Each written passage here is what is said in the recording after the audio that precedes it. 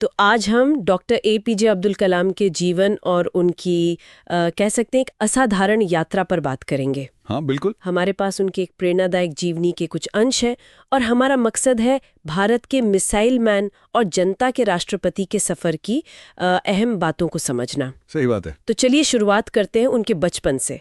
रामेश्वरम में जन्म हुआ।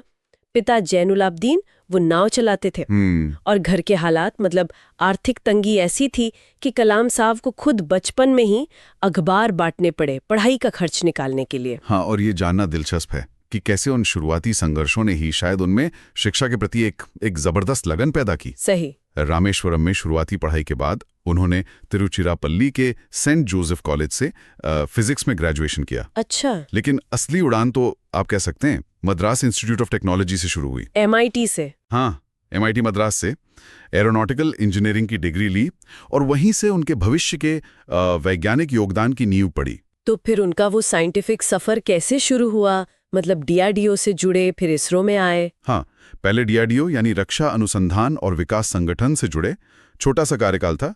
फिर इसरो गए, भारतीय अंतरिक्ष अनुसंधान संगठन में। अच्छा। और यहाँ बात सच में इंटरेस्टिंग हो जाती है। वे भारत के पहले स्वदेशी सैटेलाइट लॉन्च व्हीकल SLV-3 के प्रोजेक्ट डायरेक्टर बने। हाँ, SLV-3 जिसने 1980 में रोहिणी सैटेलाइट को ऑर्बिट में भेजा था। बिल्कुल, वही रॉकेट। ये भारत के लिए मतलब स्पेस टेक्नोलॉजी में आत्मनिर्भरता की दिशा में एक बहुत बहुत बड़ा कदम था। हाँ, ये तो बहुत बड़ी बात थी उस समय। निश्चित रूप से। SLV-3 की सफलता ने भारत को उन गिने चुने देशों में शामिल कर दिया जिनके पास अपनी सैटेलाइट लॉन्च करने की क्षमता थी। और फिर आया वो integrated guided missile development programme IGMDP। हाँ, मिसाइल प्रोग्राम। हाँ, जिसके वे मुख्य कर्ता धर्ता थे। इसी प्रोग्राम के तहत अग्नि और पृथ्वी जैसी मिसाइलें विकसित हुईं। अग्नि, पृथ्वी, इनके बारे में थोड़ा बताएंगे? हाँ, अग्नि भारत की पहली इंटरमीडिएट रेंज बैलिस्टिक मिसाइल थी, मध्यम दूरी की। और पृथ्वी सतह से सतह पर मार करने वाली टैक्टिकल मिसाइल। अच्छा। इन मिसाइलों ने भारत की रक्षा क्षमताओं को मतलब एक नई ऊंचाई दी और इसी लीडरशिप की वजह से लोग उन्हें मिसाइल मैन ऑफ इंडिया कहने लगे। सही, मिसाइल मैन। और इन सब के बीच 1998 का पोखरण 2 परमाणु परीक्षण भी तो हुआ था। उसमें उनकी क्या भूमिका थी? हाँ, पोखरण 2, उसमें डॉक्टर कलाम की भूमिका बहुत बहुत अहम थी। वो उस समय प्रधानमंत्री के मुख्य वैज्ञानिक सलाहकार थे। ओके। और परीक्षणों के दौरान उन्होंने पूरा मतलब टेक्निकल और ऑर्गेनाइजेशनल दोनों तरह का नेतृत्व प्रदान किया। तो ये सिर्फ एक टेक्नोलॉजिकल अचीवमेंट नहीं थी?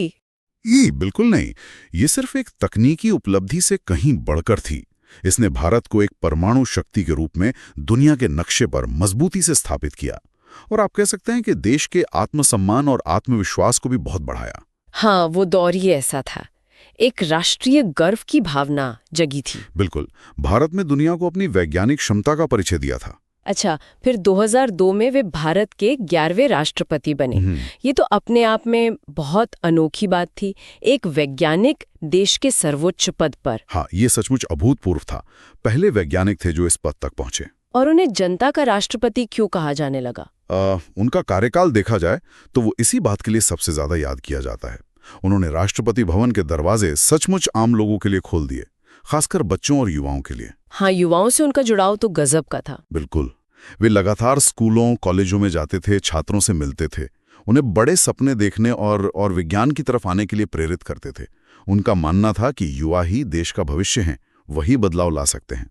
इसी सीधे जुड़ाव और उनकी सादगी ने ही उन्हें जनता का राष्ट्रपति बना दिया। सही कहा। और राष्ट्रपति पद छोड़ने के बाद भी वो रुके नहीं। ऐसा नहीं कि रिटायर हो गए। नहीं, उनका जीवन तो जैसे एक मिशन बन गया था, ज्ञान बांटना, प्रेरणा देना। उनकी किताबें जैसे आत्मकथा विंग्स ऑफ फायर या इग्नाइटेड माइंड्स आज भी कितनी पॉपुलर है। हाँ, विंग्स ऑफ फायर तो खासकर। उसमें उन्होंने बताया है कि कैसे एक छोटे शहर का साधारण लड़का इतने बड़े सपने देख सका और उन्हें पूरा करने की हिम्मत जुटाई। ये आज भी लाखों युवाओं को राह दिखाती हैं। सही। उनका पूरा जीवन ही कर्म को समर्पित था। देखिए ना, 27 जुलाई 2015 को भी जब उनका निधन हुआ, वे शिलोंग में IIM के छात्रों को लेक्चर दे रहे थे। हाँ, लेक्चर देते हुए ही उन्हें दिल का दौरा पड़ा था। जी, वे अपनी आखिरी सांस तक वही काम कर रहे थे जो उन्हें सबसे प्रिय था, सिखाना और प्रेरित करना। उन्हें भारत रत्न 1997, पद्म विभूषण 1990 और पद्म भूषण 1981 ये सब सर्वोच्च सम्मान मिले। हाँ, ये उनके अतुलनीय योगदान को ही दर्शाते हैं। तो अगर हम इस पूरी चर्चा को समेटें, सार क्या निकलता है?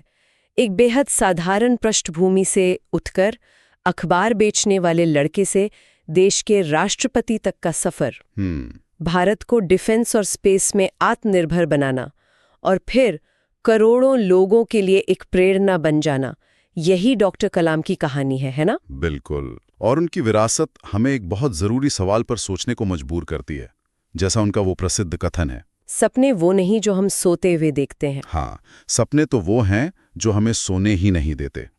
डॉक्टर कलाम का जीवन इस बात का जीता जागता प्रमाण है कि कैसे दृढ़ संकल्प, कड़ी मेहनत और बड़े सपने सिर्फ एक इंसान का नहीं बल्कि पूरे राष्ट्र का भविष्य बदल सकते हैं। सही बात। उनकी कहानी हमें याद दिलाती है कि हम सबके अंदर कहीं न कहीं अपार क्षमता है,